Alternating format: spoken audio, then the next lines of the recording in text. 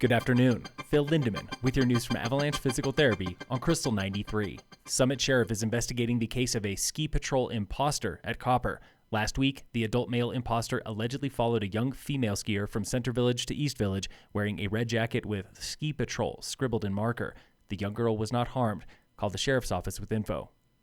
2 men were found dead in a house at Grand Lake this week. Grand County Sheriff is investigating. Early evidence shows no signs of foul play or public danger. Names and cause of death are pending a coroner's report. A stark example of Summit's workforce housing crisis is playing out right now in Silverthorne, where dozens of children and parents are losing their homes to luxury condos. Peter Bakken with Mountain Dreamers. We're going to eliminate housing for 68 people, affordable workforce housing, while we're in the middle of this crisis. And these people are not going to be able to find a place to live. Some of them will move out of the county. Bakken has been advocating with the families for 2 things. We feel strongly that the developers and their partners need to find a way to compensate these residents for the loss of their homes and for the relocation. Brianne Snow, executive director with the FERC, says this is not the first time locals have been uprooted for luxury housing, nor is it the last. It's one thing if somebody chooses to leave, but it's an entirely different situation if you feel like there's no place for you here. The developer, Aiden Group of Lone Tree, is committed to construction, but already made a mistake. It did not notify the mobile park of a public meeting this week. Town of Silverthorne demanded a second public meeting. It has not yet been scheduled. Summit School District added 166 new students this year, growing nearly 5% over last year after 5 years of falling enrollment.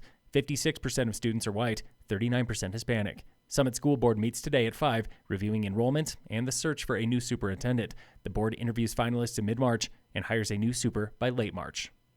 The aging Eisenhower Tunnel is getting a power upgrade. Tamara Rollison with CDOT. We do have an updated power system that automatically transfers power in the event should we have an outage.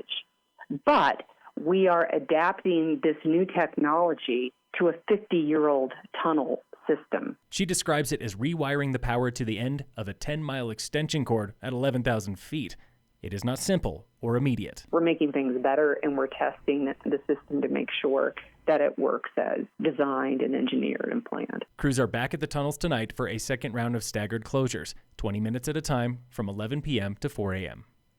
There is one thing skiers and artists want when they come to Breckenridge: that pure Rocky Mountain snow. Doesn't have dog poop in it and bottle caps and cigarette butts and all the kind of stuff that you see everywhere else. It is like pure sculpting snow. That was Rob Nalen, a.k.a. Carvin Marvin, co-founder of the International Snow Sculpture Championships, recalling how a hobby at Ulerfest became much more. One year in 1985, this guy came along and said, "Hey, you guys are pretty good. Have you ever thought about going to the Nationals?" Well, we about fell off our ladders at the time. We said, "Oh my God, are you kidding me? There's Nationals?" And he said, "Oh yeah, there's Nationals, there's Internationals, there's a whole world out there." Right now in Breck, 9 teams are scrambling to finish their sculptures by midnight. Awards are tomorrow at 6. Sculptures are on display for free through next week. In local sports, today on the Warmup. I really think Minnesota shaped my slalom skiing. The hill that I was at, Buck Hill, it's super small, and they have a rope tow. So you can just get a bunch of laps a night. That was Stanley Buzek, a native of Minnesota and rising star on the Tigers Alpine ski team. He won last week's home slalom race at Copper, where free skiing between race days is making him better. I like being out here a lot more.